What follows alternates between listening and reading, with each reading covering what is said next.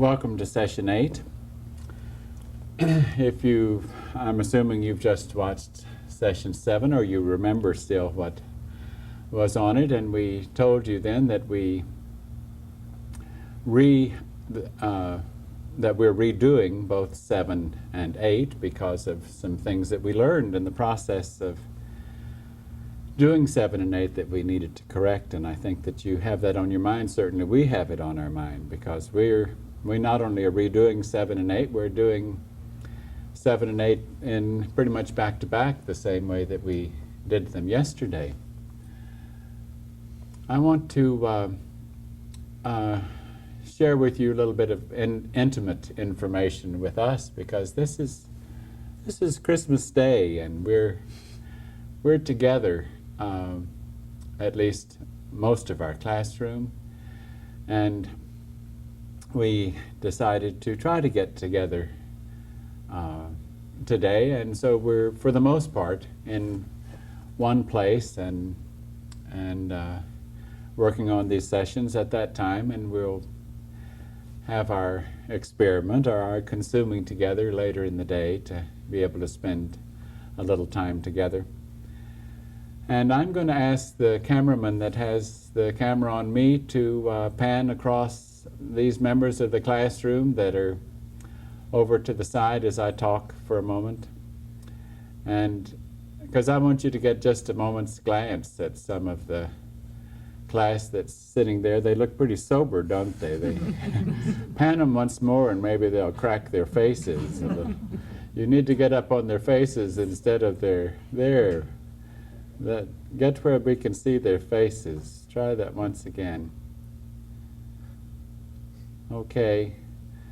The reason that you can come back to me now. The reason that I wanted to do that was to also let you in on the fact that we had a little meeting in the wee hours of the morning discussing our update and the reason that we wanted to redo 7 and 8. And I also asked them, since we are together today, to sit in with us in this recording session, and for them to assist me by asking that nothing come out of this mouth or this vessel or this vehicle that isn't from T's mind, coming through T, and from our Father's mind, T and O's Father's mind, as it flows through T and through this vessel.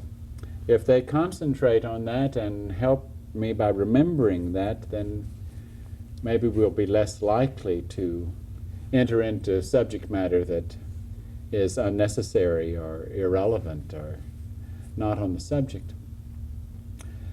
To follow through from session 7, we spoke fairly directly and personally with you as listeners at the end of that session. And in order to pick that up, I'm going to dive right in and be personal with you again, because I realize that you're about to be put in the position of, I guess I realize what a big jolt it is to your system, even though you might have identified it close to the end of that last tape with, as we spoke of the elect and as we spoke of those who are returning in order to complete their overcoming and enter our Father's kingdom. Even though you identified with that, we have to also face the fact that as you think of other things and you do other tasks, that identification begins to fade, and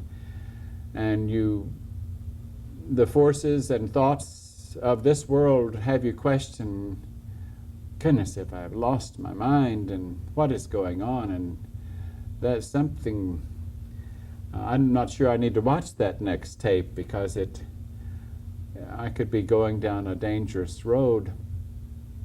And part of the aspect of shortening the days at the end, or making whatever classroom might be remaining a short classroom instead of a longer one as we had, is many tests that we were put through, or this classroom was put through over years, you're going to be put through in a very compact, accelerated period of time, and I know that it's going to be hard on your systems and difficult for you to make the adjustment.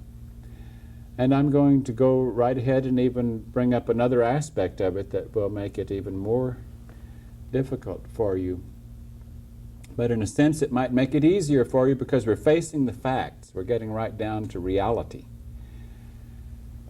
If, in fact, we are seeing, because we've talked a little bit about as our Father's kingdom relates to the human kingdom, and as the history books tell us, they relate on a basis of knowing through faith, and because they can't have us motivated by proof, we have to believe in them.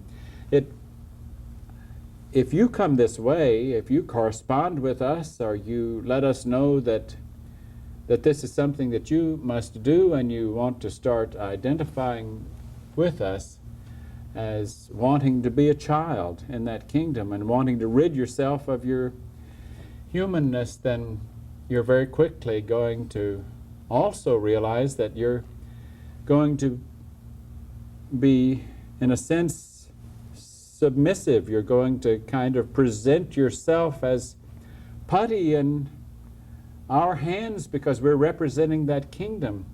And I know this is one aspect of it that it is hard to adjust to. In a sense, you have to face right now and continue to face, do I really believe? Do I really believe that this individual that camera is on and these students of that individual, are they really vessels? Are they really of our Father's kingdom?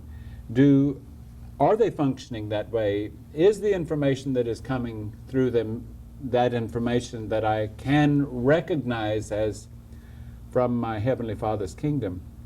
Can I see the pieces of the puzzle falling together? Is it speaking to me? And if it is speaking to me, then I have to also accept the more difficult realization that this is going to mean that I'm also going to have to get out of a situation where I'm simply watching this tape and do the things that this is going to begin to require as we get more into the specifics with you. And so I have to really look very carefully and examine my own belief. When Jesus said, if you believe me, all those that believe on me and come through me to my Father, He can offer you His kingdom. This is the same thing. I mean, you're being put to the test of, can I recognize this classroom and this individual that's on the camera as from that same household that Jesus represented? From that same household. It doesn't require any more of you than that. It certainly is not going to. I mean, I hope we've gone through that. I'm not pretending to identify as anything other than a member of that household. And I know that I'm of that household, but the question is, do you know that I'm of that household? And if you don't, I don't want to talk you into it. It's a good time for you to put away those tapes or put them in the garbage can if you don't know that. Because now you're being put to the test. Do I recognize this information? If I do recognize this information and the information seems true, then I have to accept the packaging. I have to accept the vessels as being chosen from that kingdom to serve in this function.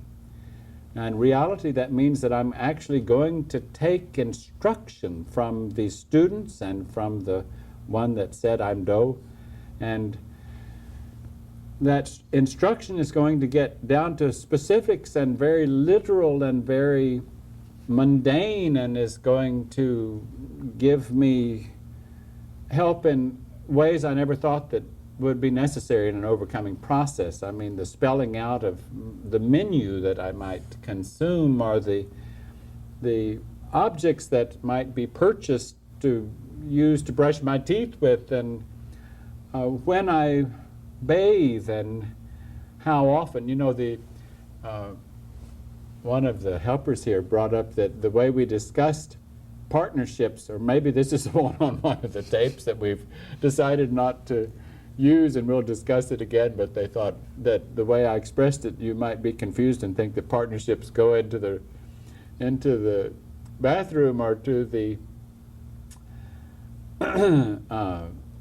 to the cleanup area as a partnership, which of course they don't. But I just remembered that they had mentioned that the way I expressed it, they might have thought that they did, and so we clarified that. But the point is, we're going to get with you down to nitty-gritty. We're going to, if you come this way and you start asking questions, we're going to answer your questions, and you're going to have to realize how mundane those questions actually get. And you're going to say, well, you know, does it mean for me that maybe it would be more right for me to also wear loose-fitting clothing and not do the other things that we had discussed? And yes, you're going to be tested with, can I accept instruction about the particulars from these? That's a very difficult hurdle. Look at how many very, very religious individuals that when Jesus came and said, "It is the Father who speaks through me, and I can take you if you follow me. If you believe what he says through me, if you believe the words that come out of my mouth, and if you're a disciple of mine, I'll get you there." The ones who had the most trouble with it were the ones who were the most religious, because they couldn't accept the packaging.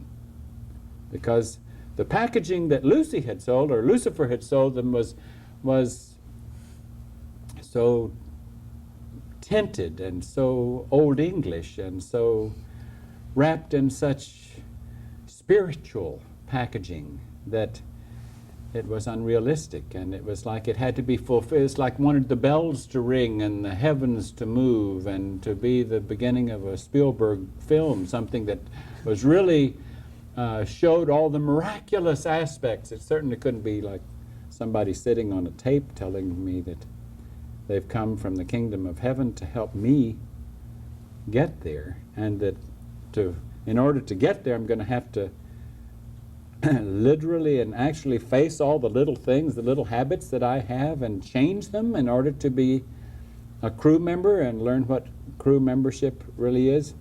And yes, that is where we are. And as we go through more particulars in this session and the next one, you need to, if there is a next one, you need to examine your mindset and your willingness to yield, because our interest is this must be done quickly. Therefore, we know we're being used in the way we're presenting this information. We know we're being used to shorten those days, and that also puts the responsibility on those who might be the beneficiaries of this to move very, very quickly and be put to tests that might have taken us months or years to be put to, that you'll be put to many of those tests in a very, very short time. So we understand the trauma of it, and we'll help you with the trauma if you seek help in the trauma of it. But we have to also warn you and prepare you for some of these particulars. Who's next? And Sawyer, are you next on our question list? Yes, did you want to talk more about crew consciousness and like breaking the habit of having something when you want it? Yes, the little saying that we say there that's a big demon that we have to deal with is wanting what I want when I want it. That's it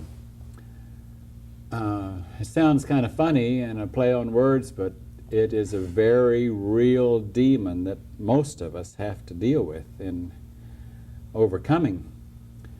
And we want to try to help you understand what the reward is in overcoming that wanting what I want when I want it.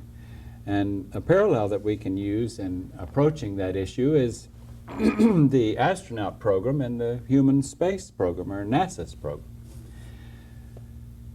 It wouldn't work too well if this Atlantis goes up on a mission and they have a lot of experiments to do, and certain members of their crew, they have to knock out of certain experiments because the experiment required that they consume these items or eat, we use consume for that. If they consume these items and certain members of the crew say, well, I've got a funny stomach and I can't consume those items, so we have to knock out that person then because he not sure that he could handle the freeze-dried or the powdered formula or whatever it is that they're going to be put to. And then another crew member might be, well, I get so sleepy I just can't stay awake when it gets to be 10 p.m. Earth time, so we knock him out of another test that only can be done at a period that might be registering on Earth as, midnight, and so that one's knocked out. So when we're getting rid of what we want to do when we want to do it, it's really the opposite. We're liberating ourselves from structure that is there because of our habit, because of influences that we have listened to that said, I need this, and I'm a morning person, or I'm a night person, or I mainly eat heavier foods in the morning, and I don't eat those kind of foods, or all these ideas we have of we like things our way. We have to have them a certain way. The word here that we have to put in flashing neon light is flexibility. To become a good crew member, we have to have flexibility. So flexible that whatever instruction is given to the crew, we can easily move into. Even if it's sit in a waiting mode, we can move into. We can't say, well, I'm so impatient at times when we have to wait that at least give me some reading material. I can't just sit. And if I have that reading material, the lighting is so poor in here, I'm afraid I might have eye strain. So all these ideas we have of what we need in this circumstance, that makes us inflexible. If we're a good crew member, we are extremely flexible. Most of the work, if not all of the work, that our Father's kingdom does is done in crews and requires extreme flexibility on the part of the crew. It fits right in with what we talked about in our last session, and also working against identity, working against separateness, working against uniqueness, working against anything that is still of the human kingdom.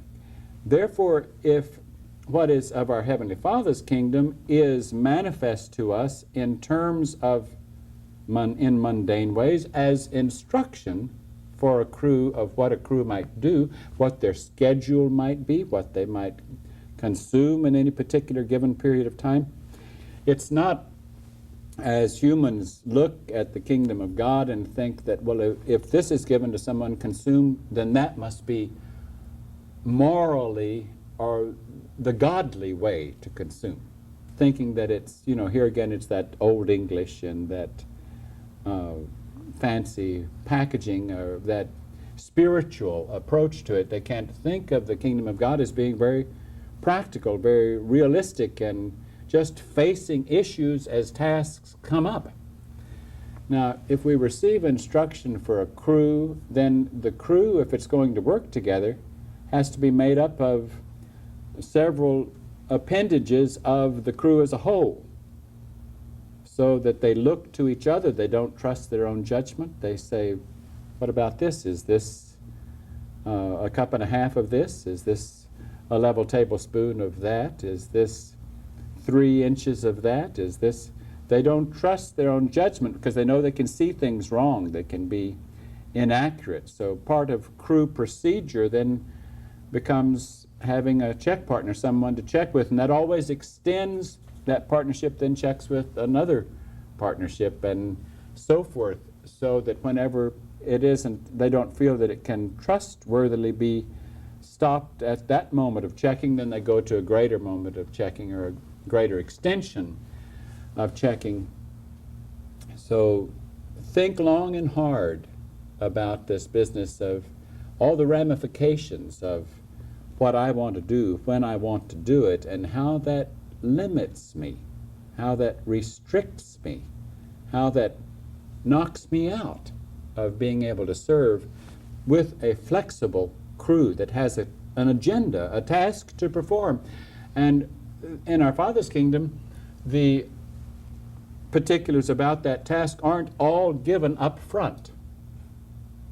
In fact, very little is given up front. They get one phase at a time, and it's when it's completed, then their crew chief says, we're ready for the next phase, if you're ready for us to perform a next phase, and then the next phase comes in. And the phase may be just one little instruction even at a time. And if the crew members start questioning it, well, I don't see why that's necessary, well, then pretty soon we're not really believing that it is crew function that we're developing here.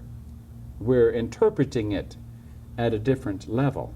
We're trying to look at it from what it means to me. It interferes with me. I'm not sure I like that, or I'm not sure I really believe that that's what we're working on here. And I'm afraid that all of us are put to that test again and again and again. Is that really what these procedures are for?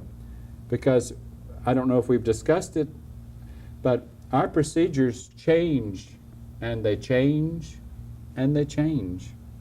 Our diet changes, and it changes, and it changes. Our time of scheduling things change, and our partnerships change and change. What we can count on is change, and it comes pretty rapidly.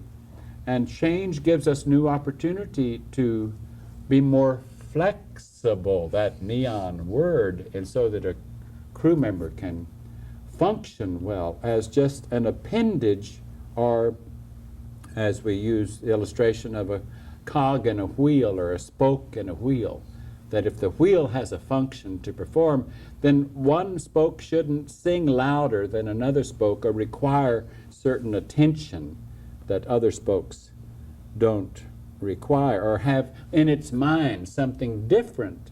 It may not understand what the wheel is even performing, but if its head is in the right place, it doesn't even question what the wheel is performing. It says, I can see here that we're performing a function. I may not understand it, but it's not my place to question it. And I know that I'll be more inclined to be in a position where I can serve if I stop questioning, because then I'm not muddying the air. You know, I don't know if we've discussed it, because I keep getting confused of what we covered in session 7 and 8 that we discarded. But we have to bring up here the issue of telecommunication, because is that the term? Telepathy? Telepathy. Oh, mhm. Telepathy. We say, funny things come out of my mouth. I realized in listening to a session that in one session I had said on hands experiment when I meant to say hands-on experiment. And I think in the sessions that we did yesterday, one came out, well, I don't know what kind of rat pack you are, meaning pack rat. So a lot of things come out backwards, and we have to turn them around and try to adjust them. Mental telepathy is a human definition for a kind of communication that is common in our Father's kingdom. Now, and the reason we have to bring it up and discuss it is because we're not trying to point out, oh, isn't that neat that members of our Father's kingdom can communicate mentally. We're not saying that mental communication is the only communication, but there's a funny little thing that we may not have seen that this piece of the puzzle fits in there, but when Jesus said, if you even look at someone lustfully, you've committed the act, and you say, how could that have anything to do with mental telepathy? It has everything to do with mental telepathy. Because if I have a thought in my mind and I'm in our Father's kingdom, it can It is expressed at the moment that I think it. It is expressed. And even though my older member or the other crew members, they don't like to invade my privacy, they hear my thoughts because they have a communication of not having to use their vocal cords and their tongues. And so since that is their behavior, that is their technique, that is a characteristic of the suit of clothes that they wear, of their physical vehicle that they wear, then we have to learn how to have control of our brain, our tongue, our vocal cords, mainly of our brain, that we don't permit thoughts that would be negative or doubting or periphery or unnecessary, or that could clutter the air, because we're going to move into vehicles where thoughts are, the moment a picture is formed. You remember how in our last session we discussed that when a picture is formed in our heads of the knowledge that, excuse me, that our Father's kingdom has shared with us, that picture is so big and it's so magnificent that it becomes evidence, it becomes proof to us of the existence of our Father's kingdom, and it becomes a picture that we can use to work with daily in our behavior, and that we can refer to refresh our memory so that we don't have to doubt the reality of our Father's kingdom. In that sense, faith then presented that picture, then that became evidence that we could utilize. So all this is interrelated and connected. We're sharing with you several little different ways at looking at the same picture at this moment. So mental telepathy is a very important aspect of crew participation, not letting thoughts enter our mind that can be an interference. Knowing that our older member can read that thought. I mean, if we have that thought, it just comes right to them.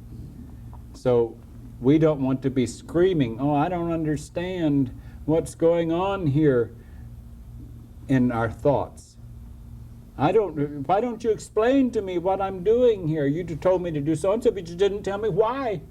And so then pretty soon we become as a child or an interference that really is not ready for that crew activity. We have to be put in more of a remedial situation because of our needless questioning and lack of trust and needing of attention, needing of explanation. It's something that we need to consider. Where do we go from there? Well, I was wondering, back in session 6, I think we left off, we were talking about some of the particulars, the techniques of overcoming sensuality, and I thought we wanted to go back to clothing, because a costume that we wear, and some of the aspects of that. Thank you for reminding me of that, and if I remember right, we felt that we didn't, when we were discussing costume or clothing that we use in the classroom to try to abide by the principles of how members of our Father's kingdom would present themselves if they had to wear the kind of vehicles that we are still wearing. We we left off, if I'm not mistaken, some little things that may not be that significant, but we feel like to mention them. Like we mentioned double pockets, that when we can buy shirts that have double pockets that we would prefer to, though we don't have a rule that says we can only wear shirts with double pockets. You say, why double pockets? Well, because it kind of helps take the emphasis off of shape, particularly like a female vehicle. If they have double pockets, it makes the vehicle less obvious that it's a female vehicle. And if we're getting into a non-gender mind place and behavior place where we don't want to identify at a gender level, then double pockets is one little thing that helps us with that. Another aspect of that same item is like where the length of our sleeves or our trousers might be. We've said they're loose fitting and we don't draw them together at the waist. We don't like for shape to be accentuated or exposed. So we're more comfortable if our arm is, for the most part, not exposed. So we'll wear our sleeve length either at the cuff or at the wrist, or turned back a time or two. That is easy then use of the sleeves, but doesn't expose that much of the arms. And we would certainly be uncomfortable in shorts or what a human would call a bathing suit. We're extremely uncomfortable when you've wiped things out of your memory and you're moving into a new behavior. I just can't remember seeing a beach full of bathers in our Father's kingdom. It's beyond my imagination that would be behavior in our Father's kingdom, to need to have a bathing suit or to expose the vehicle in that way. Another thing we'd mentioned in that same respect was the sheerness of a fabric, because if it's a sheer fabric, then it also has a degree of exposure. So we make a point not to get things that are too sheer. We even though we wear undershirts, or we have underclothes on, both under our shirt and under our trousers, and none of the females wear skirts. Not that they're trying to look like males. It's just that loose-fitting trousers, even though they might have come from the female part of the department store, loose-fitting trousers and loose-fitting shirts give us more of a genderless freedom, when we don't have to think about them. And they don't make us feel masculine or feminine, because, believe it or not, don't forget, males like to wear tight clothing and tight shirts and tight blue jeans and show off their curves as well in kind of a ridiculous way. So we are doing everything that we can do to not identify with gender. A sheer, and I think there was even one other, the open collar is one other aspect that we pay attention to. It's a trend in some human circles to open 2 or 3 buttons or halfway to the waist, and we're very uncomfortable with that kind of exposure. It causes that particular individual to kind of advertise their gender, and the last thing we want to do is even be reminded of a gender. So we would keep our collars buttoned at the top, or if it's too tight at the top and there's a second button near the top, then we'll use the second button. If that's not comfortable to us, we'll go to another shirt. But these are all little finishing of details in talking about costume, which we had covered in a previous session. What's next on our list? Sawyer? Well, what about avoiding places that would tempt the vehicle, like bars and clubs? I know that it's important for us to mention this, but these things are just so distant in our history to even think about. But in yours, they're not that distant, because you might go to places where you would subject yourself to vibrations where people certainly wouldn't be that accepting of your discussion of what you're about to do, or ready to.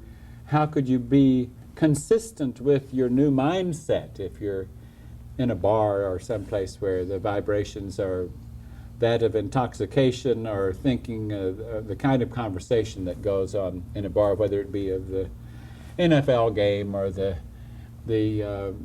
so-and-so's pregnant, or so-and-so's about to get married, or did you know this, gossip and all the kind of conversation that is common in a bar-like circumstance. The vibrations are so beneath us that we would avoid them like the plague. And it can't stand, I can't count the times that we've gone into a place, even a restaurant or a movie, that we, by looking at the advertisement, we thought it would be okay, and we have to turn around and leave because we can't stand the general feeling that is there. It's almost the unseen presence that is there that seems to run us out. And we have to be willing to get into a frame of mind where we don't mind walking out, or maybe going back up to the ticket office and saying, I sat in there for 5 minutes and that movie is not to my liking. I mean, if I can get my money back, I would. Otherwise, that's fine.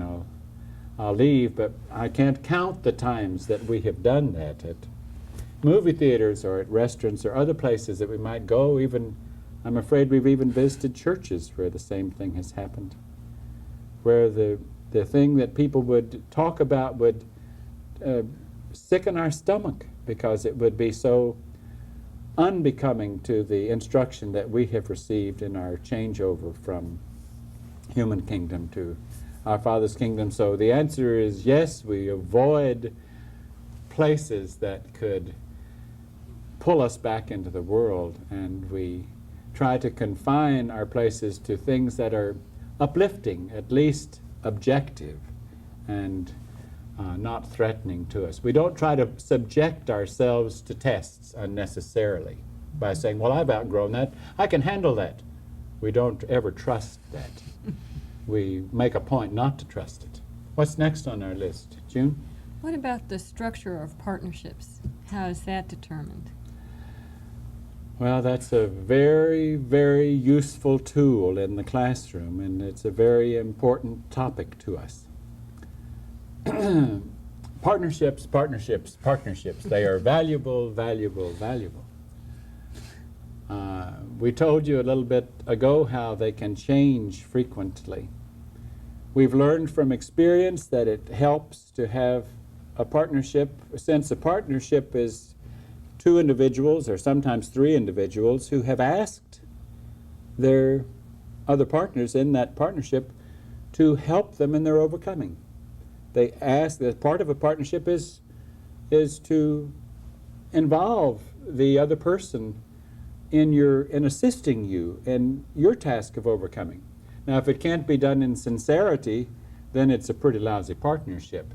If I'm hesitant to ask someone, or even if I'm hesitant to have anything brought to my attention that I need to overcome, I don't know what I'm in this classroom for.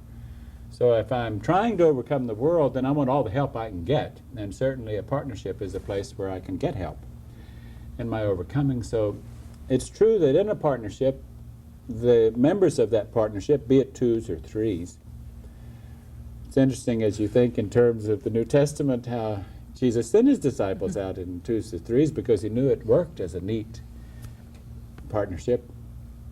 So they do solicit from their partners, if you see me do things, or even my countenance, or a little habit that I might have, a little idiosyncrasy that I might have, or if I treat you in any way, or I begin to gossip, or anything that you observe about me that is not the way that we have been taught and that is unbecoming to members of our Father's kingdom, I ask that you bring it to my attention.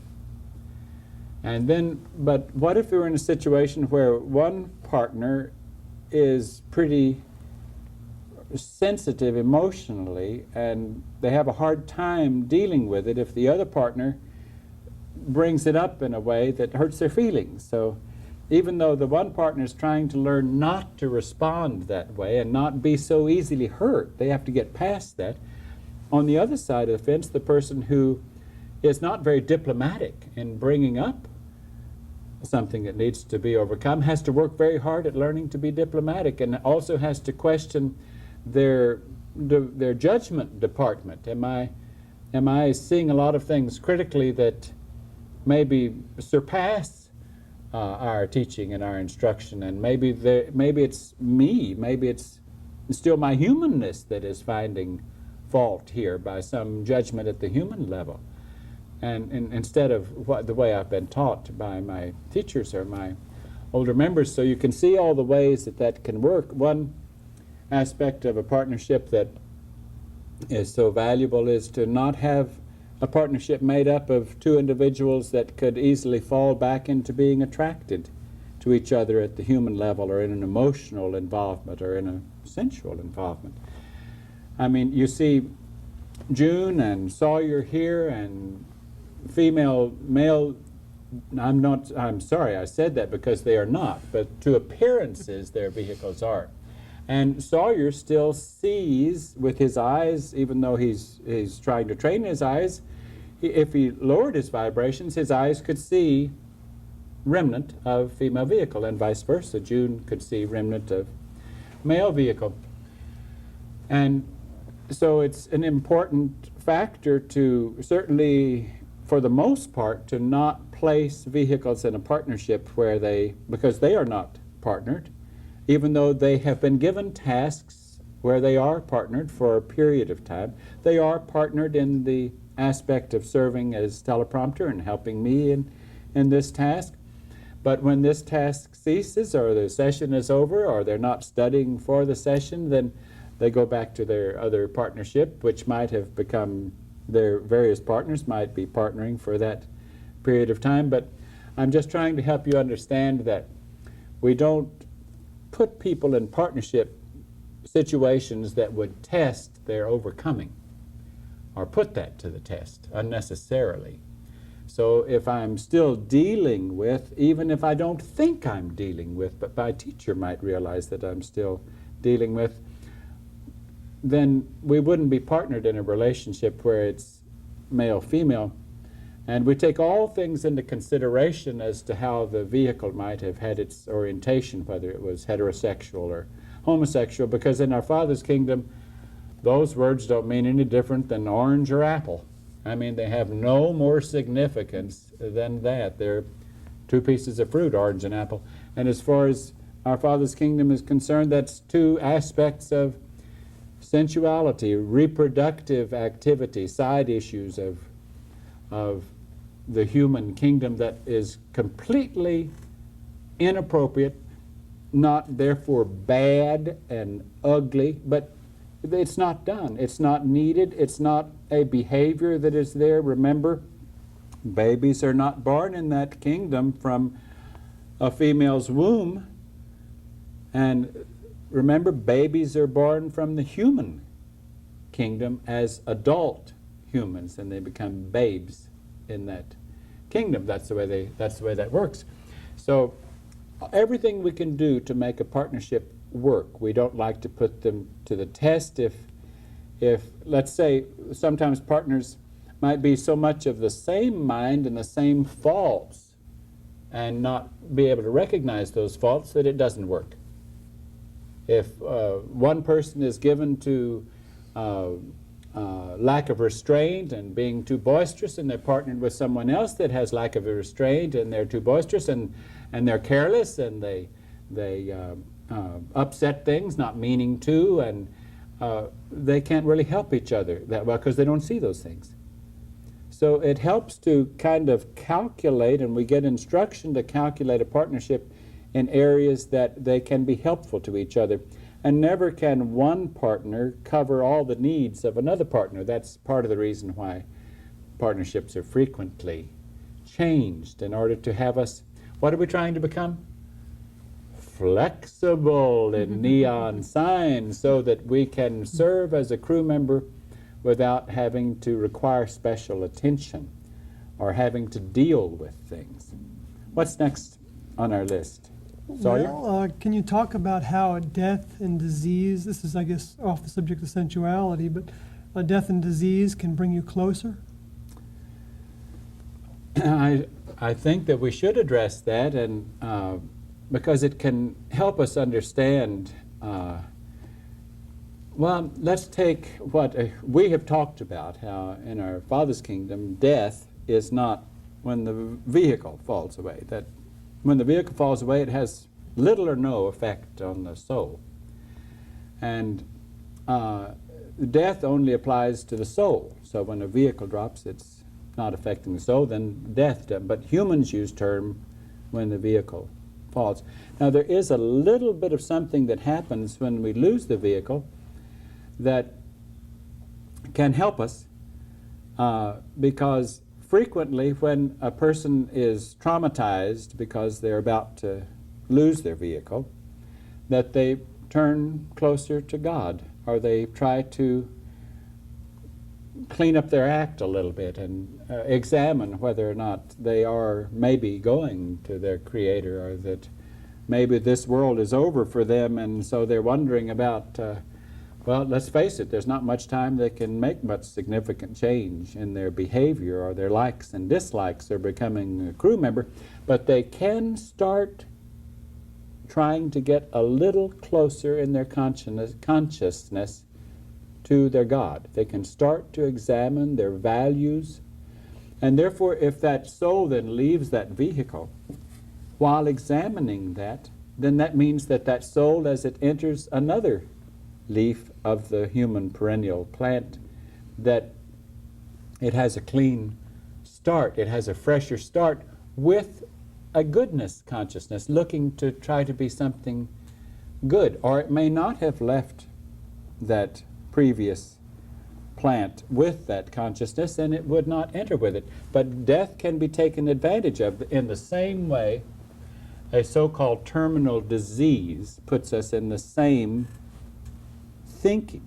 We begin to question how we're going to spend our time from here till the end of our life, even though it isn't the end of our life. It's just when that particular plant, which is very, very temporal, when you think about perennials.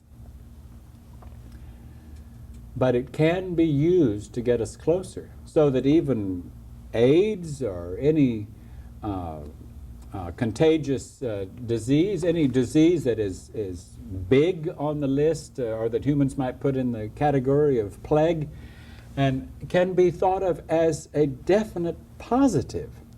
Not a positive in the way that it's getting rid of the oranges. You know, why are the oranges so bad? I mean, it doesn't make any sense. It's a positive in that any disease can make us re-examine our values and make us question, why am I in this position? Am I put in this position? Where's the positive in this? If the positive is to make me think, should I be getting closer to my Heavenly Father? Should I become, in some people's eyes, more religious, which might be a turning point? In some instances, becoming more religious is not a turning point in the right direction. It can be a turning point in the wrong direction, because the religion they might be turning to is so filled with misinformation. And where does Lucifer like to put the strongest misinformation? In the religions that should house the realistic heritage information of our Father's kingdom relationship with this age in this 6,000 year period. So back to the question, death, disease, even though we know it is not death, those two traumatic situations can serve in a very good way to help a soul re-examine their condition. Why am I in this position? Make a positive of that. It's one problem with the concept of understanding reincarnation is that Lucy dives into that one too and colors it. He has you thinking that, you know, I've got to watch because I may come back as a bird or a monkey, or like the Hindus thinking like such a caste system that I can't get out of this caste system until I have so many incarnations in that, and then I'll work into another caste system, and I'll work into another caste system. I mean, our Heavenly Father's kingdom, in a sense, doesn't even really want us to understand reincarnation, because then we want to involve ourselves in past lives and get life readings and know where we were in the life before and the one before that. All that can do is against us. That can re-trigger things that were designed to be disconnected when we left that condition, when we left that plant and entered another one. Even though it's true that at the time we leave a plant, we're going to come right back into the same plant. If we were still tied to that plant, we're going to come right back, work our way right back into the same addictions if we still had those addictions. But that's about as far as it goes. But who is to say how many cycles are there? It's irrelevant. The issue that is at hand is, can this one be my last one? That is synonymous with overcoming. that is synonymous with graduating from the human condition to our Heavenly Father's kingdom, this can be your last one. So numbers don't count. It doesn't really mount to a hill of beans even how much I have to overcome. I mean, I can't say, well, if I haven't overcome so-and-so, then I must have so many incarnations still ahead of me, and I'll work my way up to that. You don't know. I mean, we don't know if our Father's kingdom is going to present us with another hothouse and another age to come that's going to last another 6,000 years. And we don't even know that if our attitude is that it's coming and I'm going to put it off, He will find, we'll scratch that one off because He's not coming to me when I gave Him a chance. So we have to consider these things. Okay, what's our next question? June. What about attachments beyond the immediate family? Attachments like a best friend? Or, Yes, Well, it doesn't hurt us to examine that a little bit, because sometimes those attachments were as strong, if not stronger, than attachments of the physical family or the human family tree.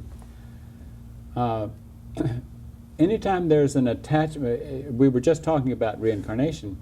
The funny thing is, if we have a very close friend, someone we're bound to, we were probably bound to that same soul in another vehicle outside of that family unit in the time that we were there before. But that's, we just said that's insignificant, has no particular bearing. What does have bearing is I need to sever that one if I'm going to make this my last one, if I'm going to get out of the human kingdom. And it becomes hard to sever sometimes relationships where you have been intimate with someone and they've been the person you always run to cry on their shoulder or to tell them of what you've experienced, or you just had a miscarriage, or you know, whatever it is that's traumatic that you go and share with someone as your confidant. And it's easy to bring even into a classroom that habit of needing a confidant or needing someone to have a close relationship with, even though you may not be looking for a physical or sensuous relationship. But in a sense, our Father's kingdom says, I'm it. If you're going to get into my kingdom, I have to be it. I have to be satisfactory to you. What I offer you has to be satisfactory. It has to be all you want. It has to offer you enough. And that becomes a difficult task. Because when you're trying to overcome the desires that you previously had, it's easy to find the vessel that is given to you for the kingdom of heaven to speak to you through. It's hard to find that vessel adequate supply to all of your needs until those needs are fairly well overcome and you have shifted to a new set of needs. But that teacher, that vessel, can help you shift, can help you make the adjustment so that you can go through the weaning from those old needs and adopting new needs and looking to the kingdom of heaven through that vessel. It has to be done that way. I'm afraid Jesus warned us all of that it has to be done that way. Someone has to be assigned that position, and we have to accept the one that was assigned to that position, and that individual has to be satisfying to us, adequate to fill the bill of our needs. And that really puts the pressure on that vessel, because that vessel knows that his older member or his father more than fills the bill. So the big question, or the big problem that we have to deal with, is examining the bill that needs to be filled. Does the bill need to be changed? How much of the old bill is human? If it is, I have to strike it out. And then maybe if I strike it out, there's not much left. So I haven't really learned what it is that's supposed to be on that bill of what my needs are. Because we don't want to stop asking. We want to know what our needs are so that our asking not decreases but increases. Our asking as far as human things decrease until they are non-existent, and our asking of things of our Father's kingdom increases and increases. We said that pump had to be put into mechanism in our free will and our choice so that our thirst increases. And it only comes as we ask questions and as we pursue and we desire to become strong and flexible. A good crew member that wants to be available for service, and where the other crew members can say, boy, I'd really like to work on a crew with that crew member, not because that crew member's more attractive or more fun or more this, but is functioning. Someone who knows procedure, likes procedure, and can function in a way that we really feel like a mechanism that is working. And then talk about satisfying. That becomes very, very satisfying. What's next on our list, Sawyer? Well, I wondered if we might want to go on to the question about getting your house in order, like regarding your possessions. Oh, I don't think we can go to that one too soon because that's a big one. Mention those things: getting house in order, Possessions, indebtedness, or credit card use. credit cards. Boy, getting house in order, possessions, indebtedness, credit card usage. Okay, we'll start. I don't think we're going to get very far, but we'll start. If you stop and think about it, the way the world out there is designed, it makes fools of us because we involve ourselves in activity that we have no right to involve ourselves in. Now, how does it do that? Because we involve ourselves in activity on the basis of what we have borrowed. We buy now, pay later. We don't really buy now. We just sign a paper agreeing to buy. We haven't bought until it's paid for. And according to our Heavenly Father's kingdom, we shouldn't be participating in things that are not available to us. If we needed them, they would be available to us without signing a note to someone or without having to possess something before we could afford it. And yet the whole world out there revolves against working with objects and things that we have not yet paid for. And that is backwards. It also is obviously not of our Father's kingdom because it binds you more to the human kingdom. It puts you in a circumstance where if you left it to do what we're talking about, you'd leave a mess. And we can't do that. You can't leave a mess. So we have to get our houses. The first thing on his list was get our houses in order. And getting our houses in order means we've got to examine the whole status of, is there any validity to even possessing a credit card? Are we not then using gasoline with our gasoline credit card, gasoline that isn't ours, that we're going to pay for later? We can't do that. So, well, as we sit here, there goes that 10-second marker, and that means that this session is coming to an end, and we have to pick this one up in our next session.